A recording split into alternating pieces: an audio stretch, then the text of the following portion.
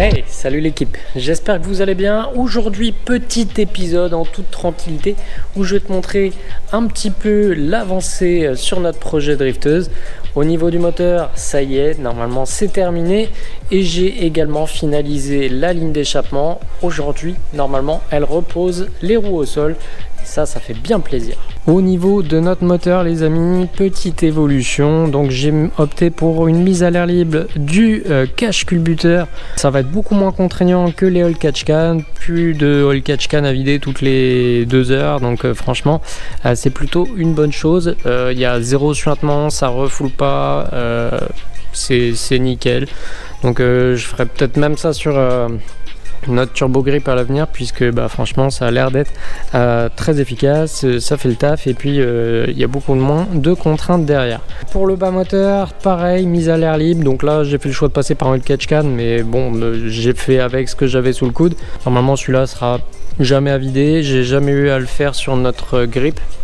Mais voilà, il est surtout là pour éviter la moindre montée en pression du bas moteur. À ce propos, j'ai eu quelques suintements au niveau du puits de jauge. Le joint torique que tu as au niveau du carter d'huile, au niveau de la jauge, il n'était pas complètement étanche et avec le barbotage, ça dégueulait. Et sur un moteur clinique qui venait d'être fait, où je voulais absolument pas le moindre suintement, la moindre trace de gras, c'était un peu frustrant. Donc j'ai refait l'étanchéité au niveau du puits de jauge et maintenant c'est impeccable. Donc esthétiquement, franchement, c'est plutôt chouette. Tu vois qu'en plus de ça, sans faire exprès, je leur ai mis les mêmes alignements. Et c'est plutôt pas mal. Lui, je l'ai fixé donc sur une vis de fixation du bocal de DA. Donc c'est bien rigide, ça bougera pas. Ça fait plutôt propre. On est dans le thème avec la petite couleur. Ça reste sobre. Franchement, je sais pas ce que t'en penses, mais c'est plutôt cool. Tu peux voir aussi que la barre anti-rapprochement a repris place. Ça veut dire que ça sent bon la fin. Concernant la ligne d'échappement, les gars, ça y est, c'est finalisé. Je vais pouvoir laisser de côté le poste et la meuleuse. J'y ai passé un bon paquet d'heures, mais ça y est, c'est terminé. Je sais pas si tu te rappelles, en guise de silencieux, on avait une énorme enclume à l'arrière. Du coup, j'ai remplacé ça par un petit silencieux en inox, en 70 mm toujours. J'ai finalisé la ligne. Refait des coudes, donc on remet un style un peu plus origine avec une double sortie de diamètre généreux. Donc voilà, petits embouts sympathiques qui reprennent place. Donc je suis venu, on va passer en dessous, remettre ça, donc tu vois, sur un petit silencieux inox. Donc là, beaucoup moins volumineux, beaucoup plus léger. Je lui ai repris donc le support qu'il y avait sur l'autre, que j'ai remodifié complètement. Je suis venu ressouder, recouper pour qu'il épouse la forme et le diamètre du nouveau silencieux. J'ai revu les ancrages, etc. pour pouvoir se reprendre donc sur les cylindres blocs d'origine. Donc voilà, tout ça c'est finalisé, ce beau morceau. En tout cas, je suis plutôt satisfait, ça fit vraiment bien. J'ai réussi à faire aligner ça. Donc les découpes du pare-choc, tu n'en tiens pas compte, c'est pas moi, c'était déjà assez saccagé d'origine. Donc au contraire, j'ai essayé de rattraper un peu les dégâts, mais bon, ça reste une drifteuse. Je l'ai pas fait ressortir de trop pour rester sur un esthétique relativement sobre. Bon, en tout cas, je suis plutôt content. On poursuit sur la partie avant. Donc là, pareil, il y a eu du taf de fou. Donc je suis venu faire la ligne pour la wastegate externe, que je suis venu refaire dégueuler dans la ligne d'échappement principale. Donc j'ai soudé un tube dessus, petit tresse pour apporter un peu de flexibilité. Donc à ce niveau là, je suis venu également donc remettre en place le X-Brace du train avant, pour voir si ça allait passer avec le reste. Je suis venu faire une petite protection thermique dessus quand même, puisque forcément il y aura quand même de la dissipation de chaleur de façon assez généreuse. Donc là-bas, petit V-band, inflexible à nouveau, on part en droit, la tresse et on rejoint la ligne d'échappement principale. Certains m'avaient fait la remarque du coup d'un manque d'espace entre le support de boîte et ici. Donc voilà, ça c'est pareil, c'est revu, je l'ai rebaissé de quasiment 6 mm. Donc ça paraît pas, mais tu vois, il y a du jeu et ça sera amplement suffisant, sachant que normalement il n'y a pas de mouvement. J'ai fait plein de pleine charge et ça vibre pas, ça touche pas, donc pas trop d'inquiétude à avoir théoriquement. Le moteur est monté sur support rigide, donc de toute façon il n'y a pas de torque twist, donc ça devrait pas bouger. Comme tu peux voir, du coup le carter il est tout sec, il n'y a pas la moindre trace de gras nulle part, donc ça c'est super chouette. Normalement on a un bloc et une boîte complètement étanche. J'avais une petite fuite au niveau de l'ADA qui est rectifiée aussi depuis, donc voilà, normalement on est tout bon. Puisque j'ai bien avancé le développement de la cartographie, elle n'est pas finalisée mais elle est entièrement dégrossie et on va dire qu'on a un bon 2/3 de fait proprement. Je vais te montrer ça sur le PC juste après. Forcément à faire plein de charges à l'aide du frein plus le frein à main hydraulique pour aider. J'en ai profité donc pour faire une purge de frein qui était juste essentielle, puisque à force de chauffer j'avais pris de la course et du jeu, donc je me suis retrouvé avec une pédale spongieuse logique et puis un frein à main qui avait perdu en course, donc voilà, c'est repurgé proprement. Donc on va éviter de refaire trop d'évolution de la carto comme ça. Le reste, on peaufinera la cartographie en dynamique. Donc je vais te prendre la table. Donc là on retrouve toutes les temps d'injection qui correspondent au temps d'ouverture des injecteurs. Et puis voilà en 3D grossièrement à quoi elle ressemble pour le moment. Donc tu vois qu'il y a des zones un peu plus creuses, donc c'est logique que ce soit un peu plus rempli, tu vois, sur cette zone là, puisque c'est la zone de couple et là où on est en plein dans l'optimal du turbo, et du coup c'est là où il faut être le plus généreux sur les temps d'injection. Par contre donc tu vois, sur cette zone là c'est mappé. Tout ce que tu vois ici, là, juste avant le rupteur, en tout cas, c'est bien dégrossi. Normalement, on n'est pas très loin de la vérité. Toute la zone, tu vois, qui est assez homogène, assez lissée ici, c'est fait. Tu vois que là, on a encore quelques petits creux à rectifier qui ne devraient pas apparaître. Donc, on viendra lisser ça. Tu vois, on en a à ce niveau-là, à ce niveau-là. Et tout là où c'est un peu plus chaotique, en fait, ça manque. Il faut qu'on passe dans ces zones-là. Mais moi là je suis assez limité sur le banc parce que la voiture chauffe, les freins chauffent et du coup je peux faire, c'est compliqué d'aligner les tirs. Donc voilà, il me restera toute cette zone là au régime, et en fait plus forcément je tape dans les tours et en charge, plus ça chauffe vite, plus c'est limité pour faire avoir le temps de bosser sur la carto. Mais voilà, déjà tout ce qui est bas régime, faible charge, etc., jusqu'à quasiment mi-régime, c'est vraiment pas dégueulasse. Et puis voilà, il restera à faire évoluer le reste, mais je pense qu'on aura l'occasion de faire ça proprement en dynamique. Au niveau de la cartographie d'allumage, j'ai pas trop touché, donc j'ai repris celle que j'avais faite pour notre turbo grip, et j'ai pas fait grand chose en évolution. L'AFR, du coup j'ai fait recirculer donc l'AFR sur la gestion prog. Donc ça me permet de faire de l'autotune, c'est comme ça que je fais, et puis évidemment je réajuste en manuel pour essayer d'obtenir une cartographie la plus propre possible.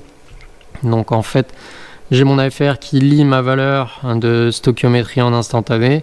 Cette valeur là je la rebalance dans le calculateur moteur, donc du coup mon PC a l'AFR réel en temps réel. On définit donc une table AFR cible, donc ça c'est les valeurs qu'on va désirer en AFR selon le régime moteur et la charge, donc pression ici, dépression ici, et du coup on définit nos valeurs d'AFR. À partir de là, quand on fait de l'autotune, il vient comparer donc cette table qu'on a définie avec la valeur lue à l'instant T, et il vient corriger les temps d'injection en conséquence. Donc voilà, ça permet de dégrossir la cartographie. On peut lui donner une permissivité ici plus ou moins importante pour reprendre les temps d'injection. Donc voilà, ça permet d'avoir sa base, et à partir de là on modifie selon le résultat et ce que ça donne en réel. Et puis après faut venir lisser au maximum les valeurs, et voilà. Là on est déjà sur quelque chose de relativement convenable pour pouvoir aller rouler et puis continuer de dégrossir et d'améliorer ça au mieux. Concernant maintenant notre E46 grip, Donc ça fait un moment que j'ai pas remis les mains dessus. J'ai changé le lave-vitre. Excuse-moi. Ouais, le lave-vitre, j'ai fait des posts sur Instagram, mais il nous avait lâché lors du dernier track day, donc je l'ai remplacé. C'est la seule bricole que j'ai fait dessus. Fallait le faire, c'est un truc à la con, mais bon, au moins on repart sur quelque chose de tout neuf, de tout propre. Donc j'ai remplacé le guide et le moteur. Et puis pour les cardans, donc je te montre un petit peu, il faut que je trouve la motivation de monter ça, mais maintenant que celle-ci est finie, on va monter ça. Donc j'ai reposé, enfin, j'ai pas finalisé le montage, mais on va remettre un cardan origine qui n'était pas en pleine santé, mais on va tenter de le remettre en place. J'ai recontrôlé les jeux, ça n'a pas l'air d'être trop déconnant, donc on le remet en place, on va tenter, et je rajoute des entretoises de calage. Donc j'ai trouvé ça sur un site de drift, je sais même plus d'où ça vient. Mais bref, c'est censé limiter le jeu latéral des cardans. Et si tu veux, ce qui est très bizarre, sur tous les cardans que j'ai éclatés, qui me tiennent à peu près 3 heures de roulage, j'ai démonté les noix pour voir un petit peu les dégâts qu'il pouvait y avoir dedans, en pensant que c'était la cage d'éclater. Mais en fait non, sachant qu'ils cassent tout le temps de la même manière, au même endroit, et au démontage, les billes sont intactes. La cage est intacte, pas cassée, a priori pas déformée. C'est juste que les billes dégagent et je n'ai pas l'explication, la raison, hormis un jeu excessif ou un mauvais travail hors de sa plage de fonctionnement. Ou alors c'est clairement du défaut de conception des cardans SKF. Donc voilà. J'avais pris un cardan d'une autre marque, Speedan, je cite le nom, hein, si ça peut vous servir pour éviter de vous retrouver dans la mouise. Donc voilà, cardan Speedan, pour essayer un autre produit, voir si ça marchait. Je pense que on va même tenter les Ridex, peut-être pour essayer. Ça se trouve, ils tiendront mieux que les SKF, j'en sais rien. Et bref, tout ça pour te dire que les cannelures ne passaient absolument pas dans les moyeux, impossible. J'ai toilé 10 fois, j'ai repris la Dremel, les cannelures côté cardan, impossible. Tu prends SKF, ça rentre comme dans du beurre. Donc là-dessus, SKF, on peut pas leur cracher dessus, mais bon. Du coup, foirage. Je n'ai pas pu monter ce cardan-là. Donc on va retenter avec un Origine. Pas forcément bonne santé, donc j'espère que il va tenir. Peut-être que la solution miracle, ce sera nos cales, on verra bien, de toute façon, ce sera la surprise. Donc en tout cas, remontage cardan origine du côté où ça casse tout le temps. Je laisse le SKF du côté où ça casse pas en place. Je vais mettre les cales au minimum du côté où ça casse et je pense essayer de mettre des deux côtés. Et un autre petit truc, c'est que j'avais envie absolument d'avoir un petit bruit de transmission sympathique. Qui fasse un petit peu esprit ambiance racing à bord, et tu vois, une boîte séquentielle, ce serait le rêve évidemment, mais c'est complètement hors de prix. Du coup j'ai vu ça, on trouve pas mal de supports pour différentiel en rigide que tu retrouves sur E92 notamment assez facilement et qui est facile à mettre en place, et ça fait un petit bruit super sympathique. Sur E46, ça ne se trouve pas, lié à la conception du différentiel et puis du berceau. Mais par contre, j'ai fini par trouver un petit kit composé de pièces métalliques en fait à venir souder directement sur le berceau pour se reprendre sur le différentiel. Donc tu as les emplacements après pour les vis, donc ça n'empêche évidemment pas la dépose du différentiel après. Écoute, je mettrai ça en place. Et on verra ce que ça donne. J'espère que ce sera sympathique. Donc voilà pour les nouvelles, les amis. Écoute, petit coup de propre pour celle-là. Après cette fin de projet. Fin de projet, tu m'as compris. En tout cas, le gros œuvre est finalisé. Et puis maintenant, on va lui reposer les roulettes au sol. Et puis on va aller très vite. J'espère pouvoir aller tester ça. Je sais pas où est-ce que j'irai, évidemment je vous tiendrai informé pour la suite, savoir sur quel event on l'envoie pour son petit baptême. Je vais prendre des jantes en rab puisque les pneus là sur celle-ci sont déjà bien fatigués. Vidange moteur, on va attendre le premier roulage. Donc là je suis avec de la 540 en 300V, pas d'additif. Par la suite également on aura quelques chantiers donc sur le 92, donc voilà, sur laquelle il faut que je prenne un peu de temps. Changer en préventif les durites d'eau qui ont tendance à casser net, donc voilà, j'ai pas envie que ça m'arrive. Et puis le projet long terme sur le 92, ça va être de la refaire bien propre, puisque bon, elle sera de moins en moins amenée à aller pister, hormis de façon occasionnelle. Donc voilà, la refaire propre, il y aura peut-être une peinture complète ou un 3/4 avant, puisqu'elle a bien morflé quand même. Et puis niveau moteur, joint de carter, d'huile, on en profitera pour faire éventuellement les coussinets de bielle dessus.